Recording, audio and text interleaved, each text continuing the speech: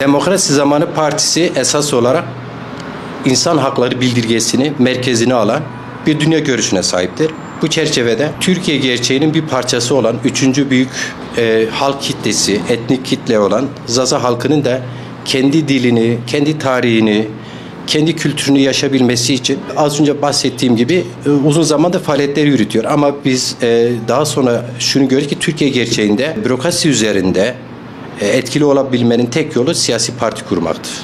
Dolayısıyla Demokrasi Zamanı Partisi bu anlamda Zaza dilini, kültürünü, tarihini, geleneklerini yaşaması için, gelecek kuşaklara taşıması için yoğun bir faaliyet içerisindedir. Ne yazık ki biz mevcut sistemin antidemokratik yaklaşımlarından dolayı biz Zaza dilini merkezine alan bir parti olma durumunda kaldık. Bugün de TRT Zazaki, yani bizim vergilerimizle yayın yapan TRT İngilizce, Arapça, Kürtçe ve şimdi de İranca, Farsça TRT tartışmaları sürüyor.